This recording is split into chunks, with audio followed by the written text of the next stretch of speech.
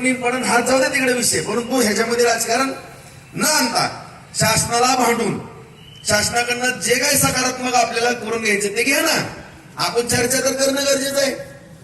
चर्चेला या सगळेजण शासनावर. आता मी तोंड फोडलंय, सगळ्यांनी चर्चा सुरू करावी. आणि आता मी एकटा किती लढून लढणार आहे, मला पण मार येत आहे. या ठिकाणी मी तालुक्याच्या पातळीवर लढलोय, असं बच्चा दोन्ही तिन्ही जिल्ह्यात माझ्या समाज बांधवांना पाठिंबा दिलेला आहे. सगळेच मोठ्या स्वरूपामध्ये पाठिंबा मिळतं. माझी काय मतं सर्व समाज बांधवांना पण पटू लागलेले आहेत. परंतु सगळ्यांनीच मिळून या ठिकाणी हा प्रयत्न सामूहिक करणं गरजेचं आहे. मी एकटा काहीच करू शकत नसतो. त्याकरता सर्वांनीच याकरता सामूहिक प्रयत्न करावे. आणि या ठिकाणी कुठलंही पॅरल उपोषण आंदोलन काही असं डोक्यात कुणी हे आंदोलनाला काही मोडीत काढायचं असलं डोक्यात धरू नका.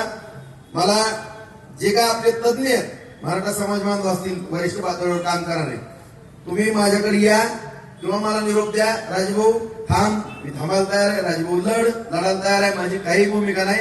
परंतु समाजाला न्याय मिळण्याच्या दृष्टिकोनातून माझ्यावरती कुठलीही जबाबदारी टाका.